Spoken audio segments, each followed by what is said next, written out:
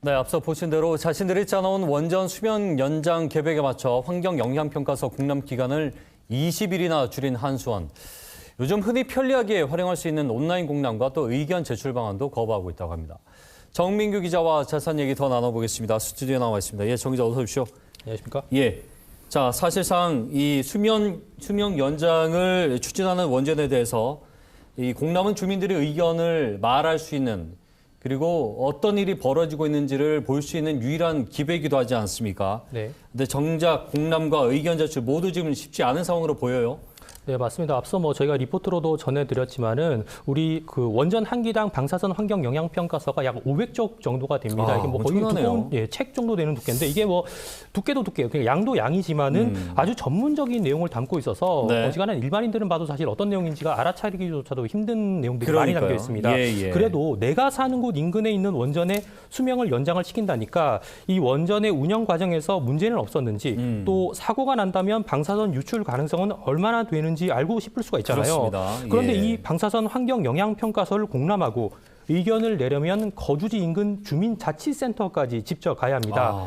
올해부터는 원전 인근 마을에서도 세 곳에서 이 공람은 할 수 있게 됐다고 하는데 이마저도 오전 9시부터 저녁 6시까지 그것도 평일에만 공람하고 의견을 낼 수 있는데 의견은 아무리 길어도 손으로 직접 써서 제출해야 합니다. 특히 어업에 종사하는 주민이 많은 원전 주변 지역은 일과 시간에 환경 영향 평가서를 공람하고 의견까지 내는 게 사실상 쉽지가 않다고 하는데요. 원전 인근 마을 이장의 이야기 한번 들어보시죠. 그래서 지금 여기가 농어촌 지역 아닙니까? 그래서 다 생계에 바쁘고 이런데 그러고 또 어떤 원전에 대해서 우리가 가까이 있다는 것밖에 없지 실질적으로 원전이 어떻게 돌아가는지 자체도 잘 모르는 분들이 굉장히 많습니다. 자, 요즘에 다들 아실 거예요. 정부 24만 들어가 봐도 온라인으로 못하는 게 없는 시대고 각종 웬만한 민원도 온라인으로 다 되지 않습니까? 지금 공람 취지를 제대로 살리지 못하고 있다는 생각이 들어요. 그러니까 방문 공람이랑 수기로 의견을 제출해야 되는 것. 이렇게 고집하는 이유가 있을까요?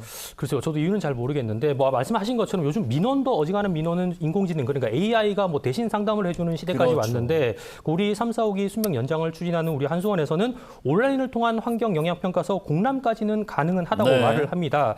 이전까지는 다운로드도 안 됐고 인쇄도 안 됐는데 이번에는 인쇄를 그래도 허용하기로 했고요. 근데 문제는 이걸 읽을 수는 있는데 의견을 내려면 아까 말씀드린 것처럼 평일 일과 시간에 공람 장소까지 찾아가서 손으로 써서 내야 한다는 겁니다. 온라인 공람이라는 의미 자체가 무색하다는 건데 그래서 한수원이 이 온라인 의견 제출에 어떤 반대하는 이유가 석연치 않다 이런 지적도 나오고 있습니다. 이 시스템을 공람 시스템을 이게 만드는 것이 시간적으로 오래 걸린다라고 할 수도 있고 또 한 가지는 아무래도 이제 개인정보가 들어가는 부분이니까 여기에 대한 보안상 이유를 댈 수도 있고 이유라고 한다면 이런 것들 왜 또 있을 수 있겠습니까? 그렇습니다. 한수원 역시도 그렇게 말을 합니다.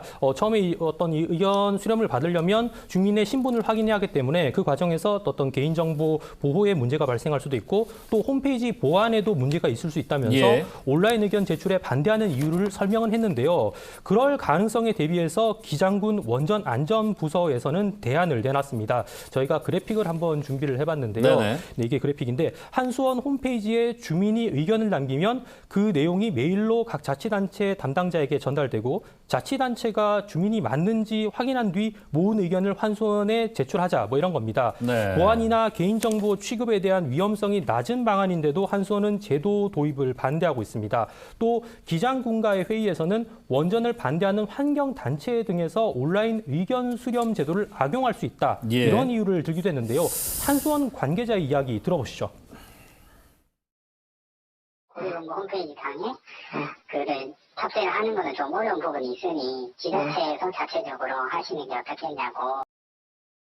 지난해 고리 2호기 때 똑같은 방사선 환경 영향 평가서 주민 공람률이 불과 0.02%에 불과했습니다. 한수원이 주민 의견을 적극적으로 수렴하라는 어떤 법의 취지와는 달리 적극적인 주민 수렴을 오히려 막고 있는 것 아니냐라는 비판이 나오는 이유이기도 합니다. 자, 지금 건식 저장 시설 때문에도 이 지역 주민들의 반발이 심한 상태에서 정말 공람을 제대로 주민들 할 수 있게 원한다면 그 목소리를 들으려는 의지가 있다면 방식이라든지 기간이라든지 이 부분은 좀 더 고민이 필요해 보이지 않을까라는 생각이 드네요.